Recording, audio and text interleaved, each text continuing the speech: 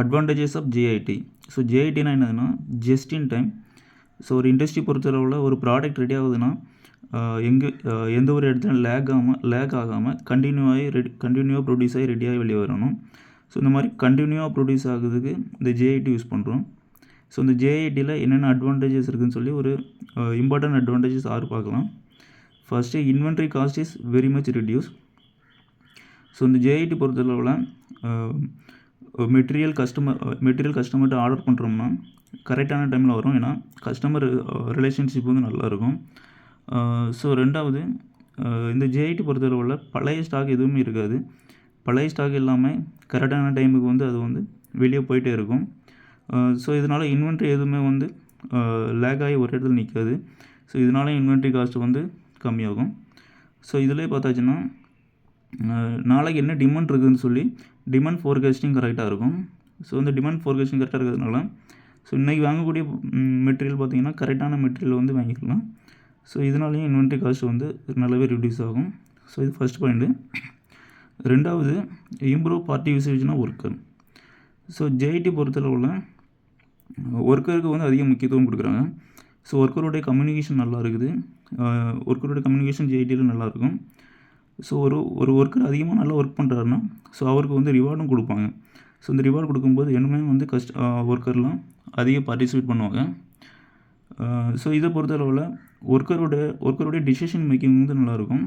So அவங்களே decision making எடுக்கலாம். அதுக்கான அத்தாரிட்டி அவங்களுக்கு இருக்குது. ஸோ இது வந்து ஜேஐடியோட ரெண்டாவது பாயிண்ட்டு. மூணாவது அட்வான்டேஜ் என்னென்னா it aims for continuous improvement of method. So JIT பொறுத்தளவில் கண்டினியூ இம்ப்ரூவ்மெண்ட் நல்லாயிருக்கும். ஸோ இதில் வந்து லேக் டைமே இருக்காது. சின்ன சின்ன இம்ப்ரூவ்மெண்ட்டை வந்து பண்ணிகிட்டே இருப்பாங்க. ஸோ இதான் மூணாவது பாயிண்ட்டு. நாலாவது, it's lead to job satisfaction of employees. So எம்ப்ளாயோட பார்ட்டிசிபேஷன் இதில் நல்லா இருக்குது. அது மட்டும் இல்லாமல் இது ஜேஐடி பொறுத்தளவில் கண்டினியூ எம்ப்ளாயோட பார்ட்டிசிபேஷன் நல்லா இருக்கும். ஸோ இதனால் எம்ப்ளாயோட என்கேஜ்மெண்ட்டும் கரெக்டாக இருக்குது. ஸோ எம்ப்ளாயோட என்கேஜ்மெண்ட் கரெக்டாக இருக்கும்போது ஆட்டோமேட்டிக் வந்து ப்ரொடக்டிவிட்டி இம்ப்ரூவ்மெண்ட் ஆகும். கம்பெனி ப்ரொடக்டிவிட்டி இம்ப்ரூவ்மெண்ட் ஆகுது. இதனால் கம்பெனிக்கு ப்ராஃபிட் வருது. ஸோ எம்ப்ளாயீஸும் வந்து இதனால் வந்து சாட்டிஸ்ஃபேக்ஷன் ஆகிறாங்க. அஞ்சாவது point, it reduce lead time in production. So இதில் பார்த்தீங்கன்னா மெட்டீரியல் ஆர்டர் வந்து கரெக்ட் டைமுக்கு நம்ம ஆர்டர் பண்ணுறோம். ஜேஐடி பொறுத்தவரை மெட்டீரியல் ஆர்டர் கரெக்ட் டைம் இருக்கிறதுனால லீடு டைமும் இருக்காது. ஸோ அது மட்டும் இல்லாமல் இதில் ப்ராசஸ் எல்லாமே ஆட்டோமேட்டிக் ப்ராசஸ் தான் இருக்கும்.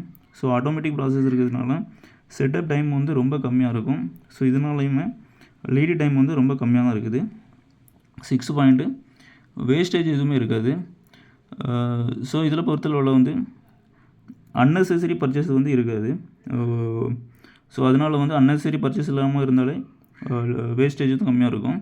ஸோ ஒரு ப்ராடக்ட் வந்து யூஸ் பண்ணுறாங்கன்னா அந்த ப்ராடக்ட் யூசேஜ் பார்த்திங்கன்னா அதுவும் வந்து கரெக்டாக இருக்கும். ஸோ அதனாலுமே வந்து வேஸ்டேஜ் வந்து எடுக்கப்படும். ஸோ இந்த 6 பாயிண்ட் இம்பார்ட்டன்ஸாக ஜேஐடியோட அட்வான்டேஜாக இருக்குது.